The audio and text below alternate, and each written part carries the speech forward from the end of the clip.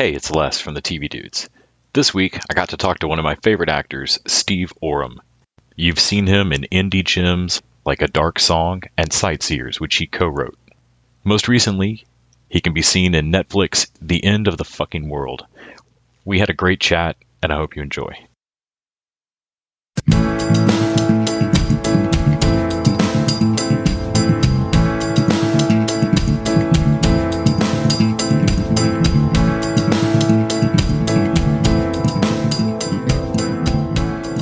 Hey, how are you doing? Doing well. Thank you so much for agreeing to the interview. When you came on screen in End of the Fucking World, I was absolutely overjoyed. It was like, oh, it's from Dark Song and from Sightseers, and yeah. Cool. How's that been playing over in the USA? Has it been seen by a lot of people over there? 'Cause it's done really well here in the UK, but The show? The End of the Fucking World. Yes. From what I can tell, it's a darling over here as well. I wanted to ask how you guys set it on set. Was it, hey, we work on Into the Fucking World, or did everybody sub out effing, or?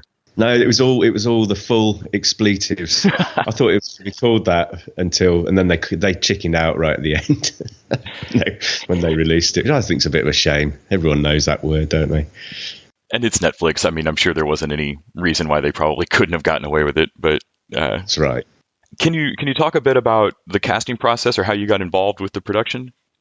Well, I was asked in to read for the part, in quite a traditional way, like you would for any other TV part. And so I met Tom Entwistle, and we sort of had a really nice session. I think it helped that he was a bit of a fan of Sightseers, and so he knew he seemed to be collecting people that had done serial killing work in the past. There's actually a couple of other Sightseers people in The End of the Fucking World. It's Johnny Harris and Eileen Davis, who it was really great to see them again. But so yeah, I actually read for a different part, and they in the time in between, they said, "Oh, he's got to be Phil," which I think was much the better part for me, really. The pacing of the show is so tight. Yeah, it just seems to run so quickly through their 20-minute episodes. There's never a dull moment, really. But for the few scenes that do involve Phil, they're incredibly poignant and tender and get across a lot of information in a really short amount of time. Yeah, that's right. That was the challenge with it. Really, it was so, filming it. A lot of those shots were very complicated to do. You'd have steady cams and all sorts of logistical things that you had to get right, or, sort of choreographed camera movements and things like that. So then you came to these very simple scenes, which were actually very different. And yeah, I loved doing that, but we didn't have as much time as possibly that you'd want, but it sort of seemed to work in a weird way. That sort of distilled energy.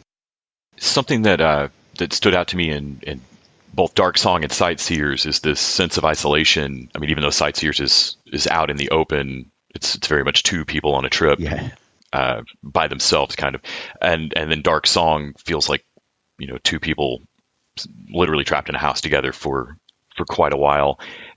The realities of movie making mean that you were never alone in those rooms. There was always going to be a crew of people just out of frame. Is it difficult to keep sense of that tone while you're trying to make these scenes? Well, it was all in the rehearsal and the preparation, and because we rehearsed for a little while. Catherine and I didn't know each other before we did it, so we had to sort of become friends really quickly. And luckily, we got on really well. And I think that intimacy came. We kind of treated it like a play.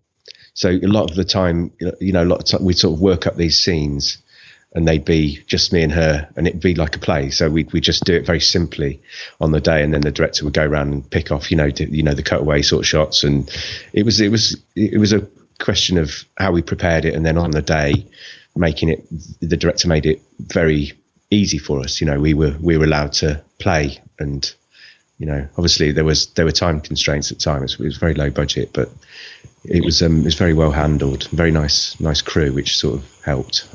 I've done things where that wouldn't have gone down well. Whenever I watch a movie, and I know that sometimes often things aren't shot chronologically, and so it's always a wonder to me when the tone can progress correctly Yeah. through a movie. Yeah. And rewatching Dark Song, I'm always particularly taken by how gruff and rude I thought your character was the first time I watched it, when you don't really know if any of this is real or is going to happen. And then after having seen it, knowing that he knows it's real, and the level of fear he had, like suddenly I realized that a lot of his rudeness is fear, because he knows the stakes. Yeah. Yeah. Was it hard to stay conscious of where you were in terms of anger, or in terms of stress?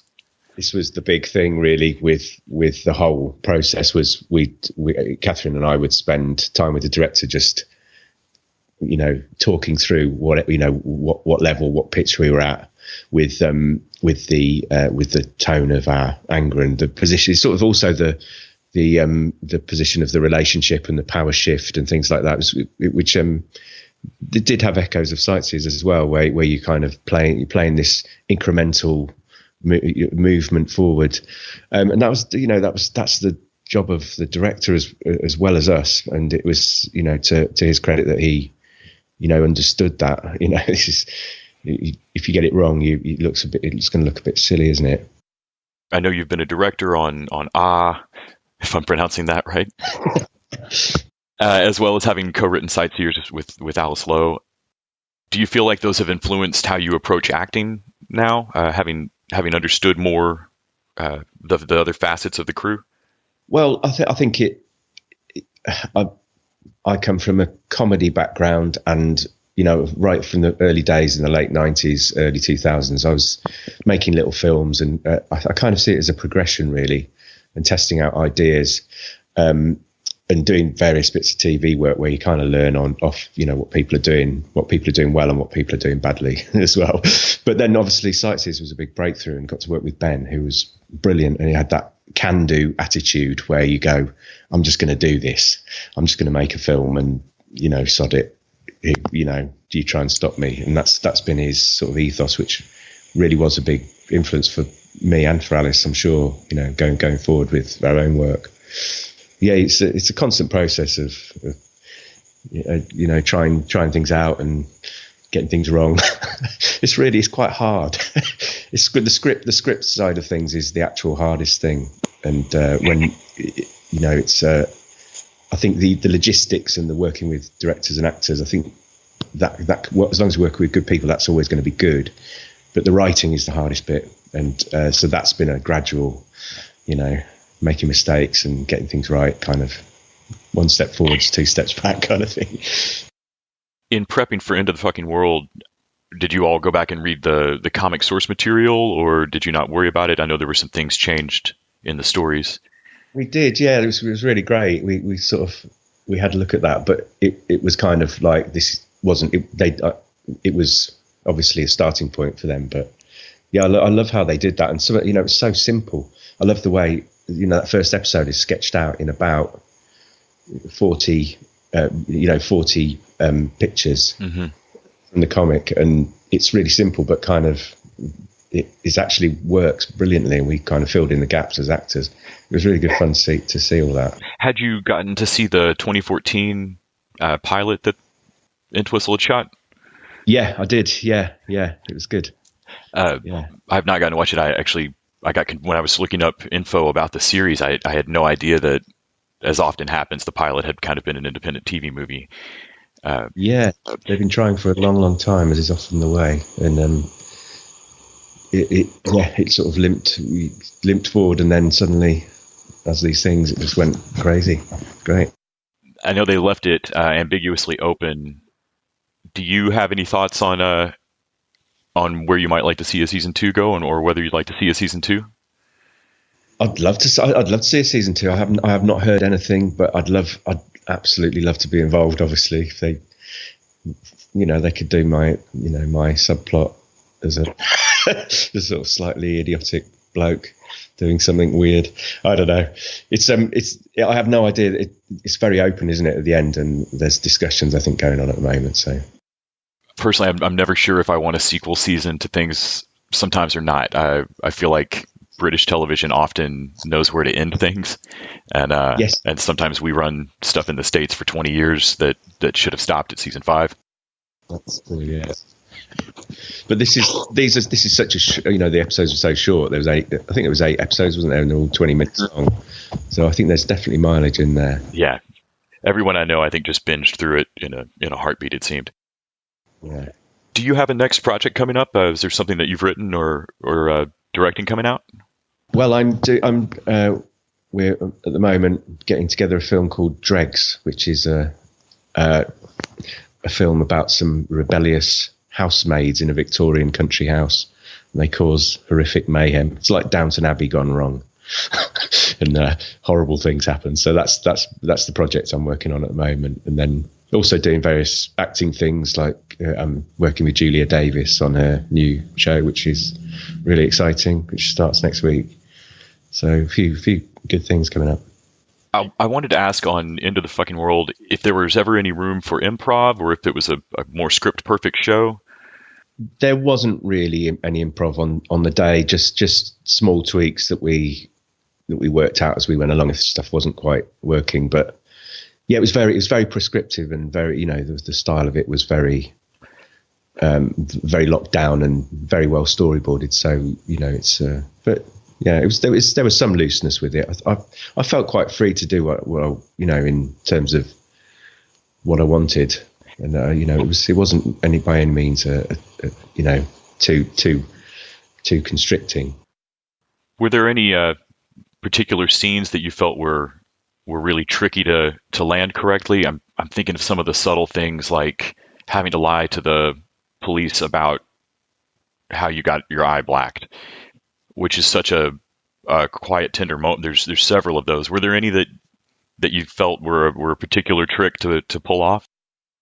Well, I think the scene in the police station, where they find the two sets of parents meet the police, and that was like a piece of theatre. It was sort of a different, slightly different energy, and it was breaking down a bit, but being sort of, it was that thing of being a bit of an idiot. I gave him a knife, but then also trying to stay sympathetic and be a nice dad, really, even though he did something stupid, giving him a knife. But don't give your kids knives. that's the But I felt like you walked that line beautifully. The tenderness and worry, but also concern for what James might be doing. I thought there's a lot of shows I feel like accidentally skew a little far one way or the other and end up, as you said earlier, kind of becoming a laugh more than... Yeah, or melodramatic. You can easily make those scenes very melodramatic, and I think you've got to step back on the gas and let the situation breathe, because in reality, those things, people are stupid, aren't they? They give their kids a knife, and they haven't been brilliant at being a dad, but they've got a good heart, and that's a real true piece of truth, I think. And it's always quite, I always like to keep it underplayed, really, those moments. So it makes them better, I think. I feel like that was a hallmark of Sightseers and Dark Song as well. Yeah. The realism between the people, no matter what's going on around them. In Sightseers, kind of the absurdist serial killer thing that's happening, but in Dark Song, it's two relationships. It's the progression of a couple of relationships in it, both those films, and that was kind of mapping. It's like mapping out someone's twisted marriage, and and so you have to approach it in that human way. But I love doing that. I can't thank you enough for taking the time out to talk to me today. I absolutely love seeing you pop up on screen as an actor. And of course, when I told my co-host that I was going to be interviewing you, Grant, one of my co-hosts, was like, just ask him about Sightseers. Don't ask about anything else. Let's just talk about Sightseers. It's like, I can't believe you're interviewing the guy from Sightseers. Yeah, no, I really appreciate your interest. It's really nice to hear from you, speak to people in the USA and all that. So yeah. I will definitely keep an eye out your next projects, and fingers crossed we'll get to see you in a season 2. Yeah, brilliant. Good to talk to you then, Les. Thanks again, Steve. Cheers then.